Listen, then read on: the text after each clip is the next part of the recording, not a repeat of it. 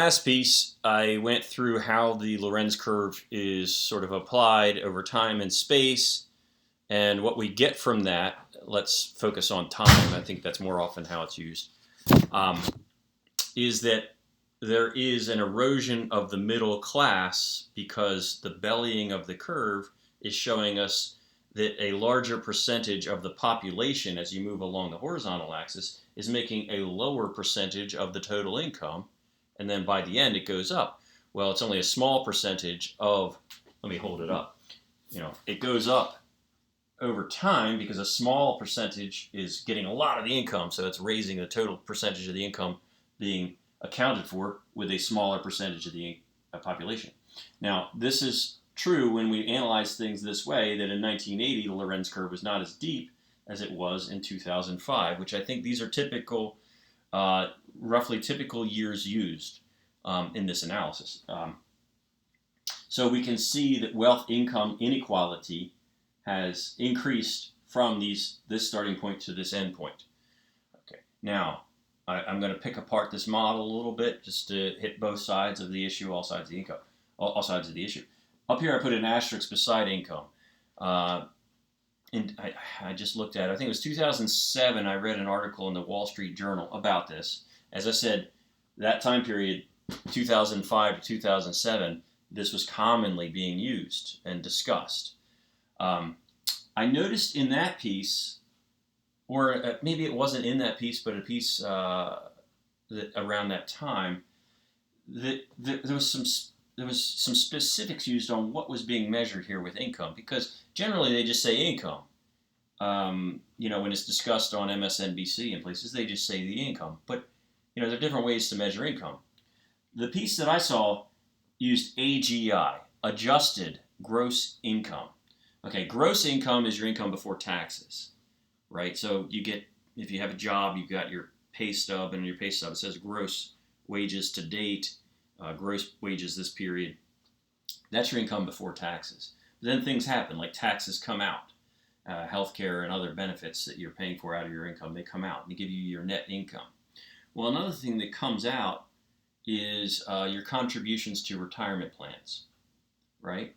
That's savings for your future, and that's also the money that our economy is setting aside and using for investment for the economy's future, right? That's not necessarily a bad thing. But when I picked up on this distinction of adjusted gross income, I started thinking about that, and I started thinking, well, if we're using 1980 as a starting point, when did they start the transition that has happened in our economy from defined benefit plans for retirement? That's where your employer says, hey, if you work here for 30 years, we're going to give you X dollars a month, and we'll adjust it with COLAs for the rest of your life. That's a defined benefit plan. That used to be the way retirement plans were, and companies would compete to get good workers by offering better retirement plans. That's, of course, very expensive because people live longer than was anticipated when that system was kind of the fashionable thing. And so you have people who might work for 20 or 30 years, but they might live for 30 or 40 or even 50 years. And that becomes very hard for employers to fulfill that obligation.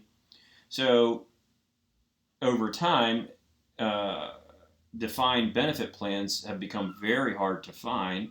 And now we've moved to defined contribution plans. Defined contribution plans work like this. Hey, you put in 3% of your income, and we'll give you, as an employer, we'll match that completely.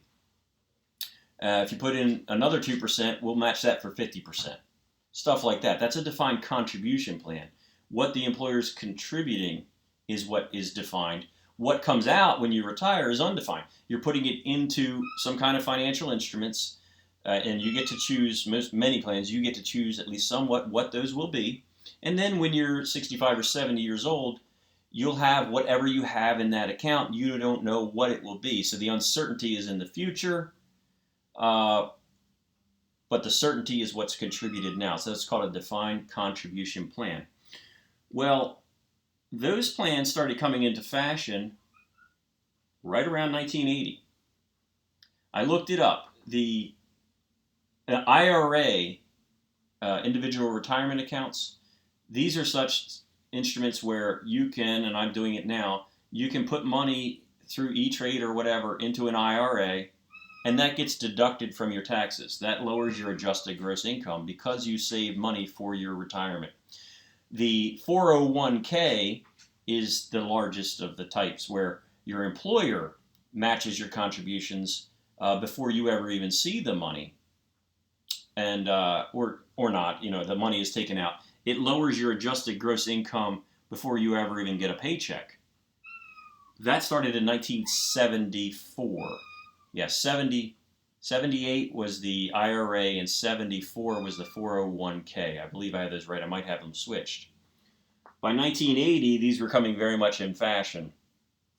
So starting with 1980, people started setting aside more income, lowering their adjusted gross income. But there are caps on these things. So the IRA right now, your maximum amount that you can put in that is $6,000 a year. It's going up over time. Well, let's think about that. If you're very rich, you've certainly set aside that $6,000, but you've maxed it out. You can't put more aside. So you have to start increasing your adjusted gross income because you've already lowered it as much as you can when you're on the rich end of the spectrum. When you're on the poor end of the spectrum, making very low income, well, you don't set anything aside because you need all the dollars you can, right? So starting roughly in 1980, surely we would see an increase of bellying of the Lorenz curve just because the availability of defined contribution plans. Defined contribution plans, all else held constant, would lower adjusted gross income, but it would lower it more for the middle class than for the poor or the rich because of the availability of money going into the middle class or the phasing out of the cap, the max you're allowed to do as you move into the richer incomes. So that's one reason that we should expect a bellying that we see in the purple line, all else held constant. I observed that in 2007. I sent an email about it to a guy named Alan Reynolds at the Wall Street Journal, and he got back to me and he agreed with my observation. Of course, I never did any study on it because I had to finish my PhD, and that was a higher priority. And it's just not that interesting to me, to be honest. But that's one thing. So I'm going to stop this video because I'm getting long in the tooth, and I'll start with another thing.